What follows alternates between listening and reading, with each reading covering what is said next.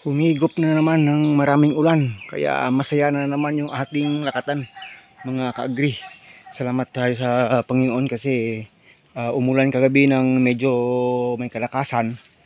Hindi naman masyadong matagal, pero yun nga po, nakapagdilig na naman ng tamang-tama sa ating lakatan. Kaya ngayong umaga po ay siguradong higop ng todo na naman ito sila ng tubig. Kaya iba talaga itsura nila sa umaga, mga ka-agri. Napakatingkad ng kanilang green sa umaga, dahil yun na nga, nakahigop ng marami-raming tubig. More than 2 weeks po kasing walang ulan na naman dito, kaya kagabi ng umulan ng medyo malakas. Nako, pag umaga tingnan mo, nako, grabe yung ano nila, ambience nila, mga kasaging, mga kalakatan. Talagang kitang kita po sa itsura nila na napaka healthy na. Kasi po yung tubig ulan po kasi ay may dala po siyang nitrogen eh. Yun yung sabi ng ating mga kaibigan, na pag nagdidilig tayo kunwari ng tubig, may mga minerals na rin dyan. Pero pag tubig ulan, may dala daw siyang nitrogen, kaya iba talaga yung galaw ng mga tanim natin pag nadiligan ng ulan. Ganda talaga ng kanyang itsura. So yun po, maya konti ito, magbabalot na naman tayo ng mga bunga ng ating lakatan, maya konti. Kasi pag nakahigop kasi ng maraming ulan ay biglaan kasi yung puso. Biglaan yung paghaba, biglaan yung paglabas. Yun lang yun, ulan lang po yun. Pero pag walang ulan, ako ano yan, maantala yan. Oh, ito nga oh, kahapon wala pa ito ng hapon. Pero yung umaga, dito na kaagad oh. Kasi nga nakahigop ng maraming ulan. Kahapon kasi nang nakita ko, diyan pa lang yung tuktok sa taas, pa tayo pa lang. Pero ngayon, ganyan nakabilis. Ganyan nakabilis, mga kaagri, pag nakahigop ng ulan. So maya konti, pag medyo magka-dry na yan dyan, balutin na naman natin ng plastic yung mga bungang nagsilabasan. Kasi nga ito, medyo madami-dami na. Sa ditong area lang ay almost 50% nang nagbubunga. Kasi itong area to ay 200 ka puno lang ito. Hindi kasali yun sa ilalim. 200 ka puno lang. Kaya sabi ko, nasa mga 100, malapit ng 100 ang nabaging natin dito. At ito nga sana ibaging ko sana ulit. Nabaging na ito dati. Kaso ay napunit dahil sa 3 beses nang nagamit yung plastic. Talagang nasintak yung term dito sa amin dahil sa sobrang init. So, pero pinabiyaan ko na lang. Sabi ko kasi hindi naman siguro iitim kasi medyo may may edad na nang napunit yung plastic. Pero mas maganda sana kahit ganito pa lang edad na ay nakabalot pa rin ng plastic. Pwede siyang magkaitim ng konti, pero konti lang naman siguro. Kasi hindi naman magtatagal, ma-harvest na nito siguro mga 3 weeks. 3 weeks pwede itong ma-harvest. So yun, mga ka-agri. Ay, may kumpay pala si tata dyan sa sako. Hindi niya nadala pabalik sa taas. So ito, masaya tayo. Dahil ang ganda ng dating ng ulan. Grabe na ito, biglaan sa paglaki talaga yung bunga. Ganda talaga ng mga bunga, ka-agri. Ito matagal pa ito, more than 1 month pa itong ma-harvest. Pero kung titingnan mo, napaka-quality na po talaga ng kanyang bunga. Ito yung mga sinasabi nating mga 8 hands na yan. Pag napagulang ng gusto yan, buti ng 18 kilos yan to 20 kilos na po. Sobra 1,000. Sobra 1,000 yan. Pag hindi bababa yung presyo, kasi nasa 65 pa ngayon. Kahit mag 60 nga na lang hindi pa rin bababa ng 1,000 yan. Ganyan po katindi yung lakatan dito sa amin. Kasi hindi pa naman ganoon kadami ang nagtatanim dito sa amin compare po dyan sa Mindanao. Kaya dito yung presyo ay talagang napakaganda yung presyo dito. Yan po, mga ka-agri. So kung makikita nyo yung mga damo-damo dito, hindi na natin bigyan ng pansin itong area. Buti na lang dun sa ilalim, nabigyan ng pansin yan nung isang araw, kaya naubos natin, nabunutin dun. So medyo okay na sila dun. Pero ito, pag nagkakataon tayo ay bubunutin rin yan mano-mano para gaganda na rin, mga ka-agri. Kasi nakaulan na ng malakas, hindi na natin kailangan ng cover crop pag ganito. Kailangan na nilang makuha yan dyan para bigla ang lalaki yung ating mga saging dito, mga ka-agri. So, yun po. Masaya po tayo Dahil lang sa malakas na ulan kagabi. Kung maglibot tayo doon sa ilalim, makikita nyo yung ebidensya na ang ganda ng tawag ng epekto ng ulan pag medyo madami-dami at saka malakas na nakapagdilig talaga sa saging. Ito yung ating second area na nagbuno tayo ng mga damo dito. Yan po. Yan, dried na yan. Hindi na yan mabubuhay. Ito po yung itsura niyan dito. Ganito. Yan mga kaagri. Bigla ang paglaki nila ng mga puno, bigla ang paglaki. Kaya po nito, sabi ko, mga batang-bata lang masyado. Pero next month, talagang magbubunga na ito. Sa palagay ko kasi biglang tumangkad. Biglang nagsilabasan mga dahon.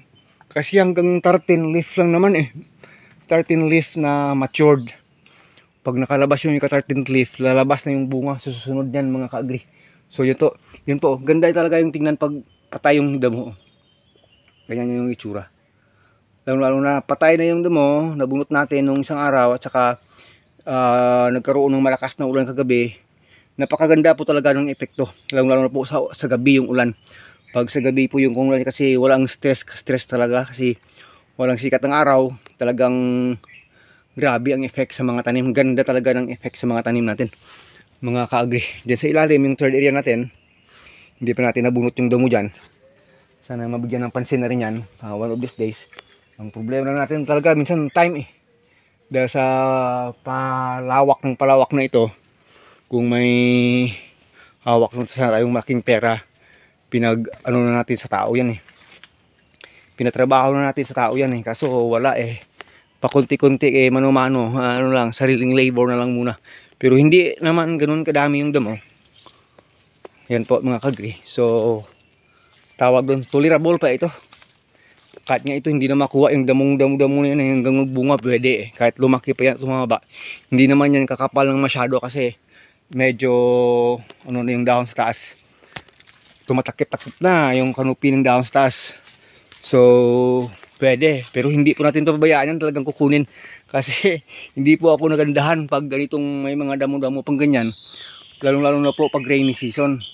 Kung sa summer, parang okay pa. Pero pag rainy season na tayo, pasok tayo ng rainy season, nasa 21st of May na tayo ngayon. So kailangan mapuksa talaga yung mga damo na yan. Kaso lang palagi tayong tinatamaan ng trangkaso dahil sa sobrang init.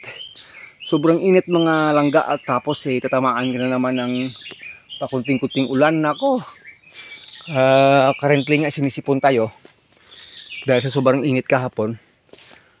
Hindi talaga maganda. Hindi talaga maganda sa katawan. Ano nangyari dito? Ba't naputol yung dahon yan? Hindi pinaputol kahapon Minsan po kasi pag nakaputol yung dahon ng ganyan, kung hindi sa tama ng malakas na hangin, minsan lumalabas yung bunga kahit sa lubang bata. Hindi naman. Naputol lang yung hangin kagabi. Kasi sobrang lakas ng ulan na tumama dyan. Bumigat konti. Yan po. So yun. Hindi na natin patahabain ang ating video.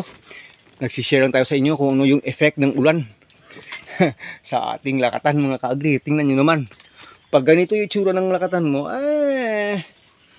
iwan ko na lang sa inyo. Nasa sa inyo yan kung ano masabi niyo. Yan palagi sinasabi ko, parang ayaw mo nang umalis dito pag ganito yung itsura. Sa iba kasi, Mindanao area, pag ganito kalaki na yung puno, yung mga dahon yan, pinuputol na yan dito, pinuputol na yan kaagad. Pero sa atin po dito, hindi. Walang masyadong tama ng sigatoka hindi pinuputol.